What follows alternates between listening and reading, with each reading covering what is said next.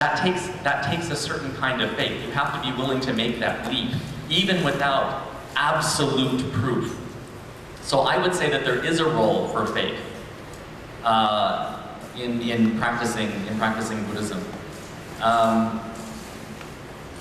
Yeah, so we just have to, we see a little bit of the Dharma, we study a little of the Dharma, and we say, this makes sense, okay, I'm going to go this direction.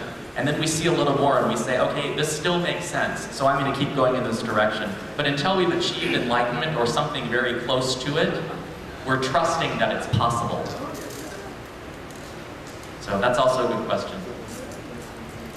I don't know if I dare to clarify his question, because I thought that at that time when the Prince Siddhartha made that observation, I think it's one observation rather than faith, when he listened to the string of the musical instrument, and that led him into, because he was just finishing doing asceticism for so many years, and he thinks that is too strict, and that doesn't help your body at all. But if you are too loose, meaning that you are enjoying life too much, then it doesn't get you anywhere.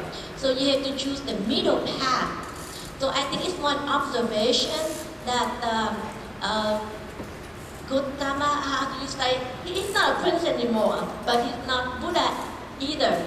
So he has decided, no, he has to choose the middle path. That means you just eat enough to keep your body healthy so your mind can work.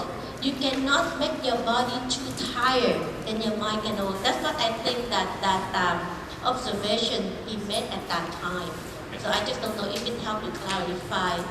Now I know what you're talking about, yes. So in this case, it was, yes, the Buddha was making an observation based in his experience.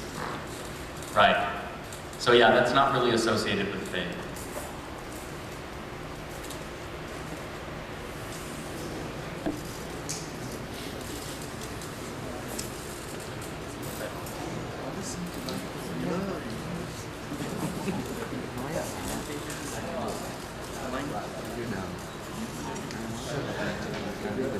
I know that desire wants us but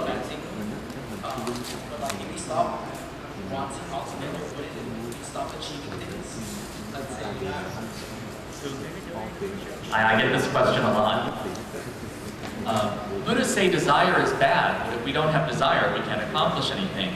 Well, there's a distinction between ignorant, selfish desire and then desire related to the Dharma, desire to benefit other beings, even if you're not a Buddhist, right? The desire to be of benefit to others, to serve others, to help others, that's good desire. So desire that leads us away from suffering should be pursued. Desire that leads us towards suffering should be abandoned. So we have to make this distinction between different kinds of desire.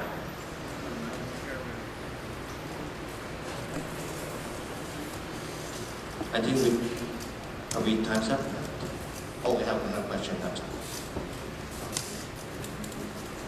Yeah, I think we can do the last one more. question.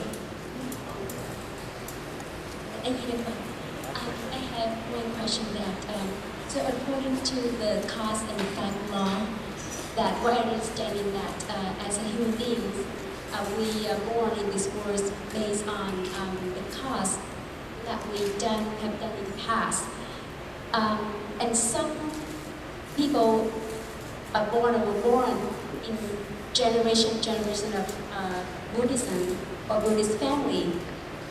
But why I see just most in Asia that most people have the Buddhist religion. But the majority of the population in the West, that they are born as human beings as well, but they are not Buddhist. But one generation after, they are follow different religions. Thank you. So you're wondering why this change is taking place. Well, it depends on the karma of those individual beings. So now there are some Buddhists in Asia, or people whose families have traditionally been Buddhist, who have converted to Christianity or some other religion. or they're kind of Buddhist, but they kind of practice Taoism and Confucianism too, like folk religion things as well. They kind of got it all mixed together.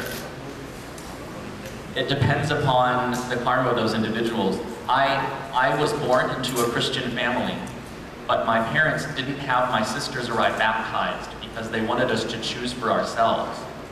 I was just talking with someone about this earlier today.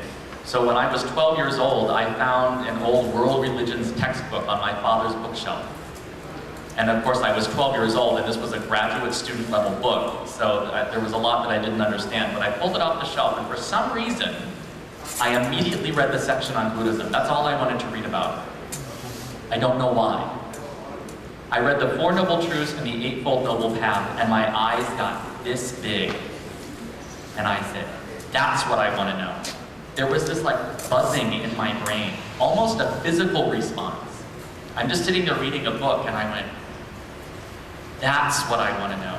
So I would say clearly I had some connection with the Dharma somehow in a previous life. So it may be, part of it may be that there are people being born in America who are not traditionally Buddhist, but who were Buddhist in some other Buddhist culture in a past life. That may be what's happening now. And then there are other people, I've met people, even in modern America, who have never even heard of the Buddha. Surprisingly, this is surprising for me, because there are Buddha images and people, mention the Buddha. We've got, Zen soda and all sorts of weird things now. So it surprises me that there are still adults in America who have never even heard of the Buddha. So they look at me in my funny clothes and they say, well, what's this all about? I say, I'm a Buddhist monk. And they're like, what's that? And I say, well, have you heard of the Buddha? And they say, no. And so I tell them a little bit about the Buddha, and that may be the very first time in any lifetime that they've had any connection with the Buddha and his teaching. But maybe that's all they have the karma for, that little tiny exposure, but that plants a seed so that maybe in their next life, they'll hear about the Buddha again, and then they'll hear about the Four Noble Truths and the Eightfold Path, and maybe that's it. Then in the next life, they hear a little bit more.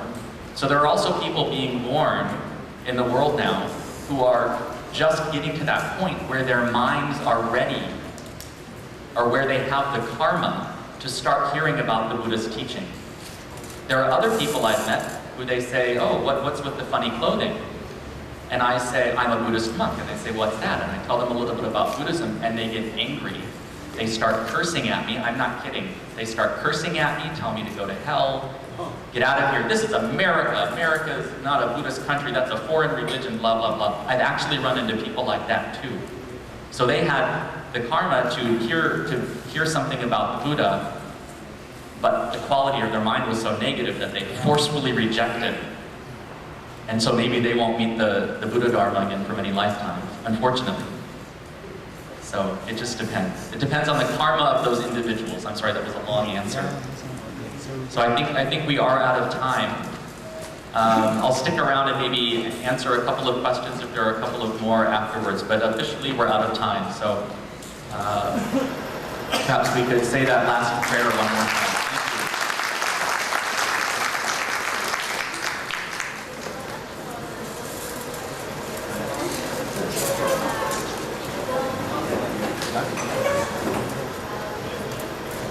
But I think that people would like for you to stick around if you could, because there's a bit of entertainment later, and maybe we can check around, and they would love it, especially if you love people. So you're welcome. So để xin phép tất cả quý vị là chúng ta tới đây là chấm dứt với tờ thắc mắc để chúng ta chúng tôi xin nhiều phần lại. Anh có gì để tự phá không? Dạ vâng, thank you very much. Thank you very much.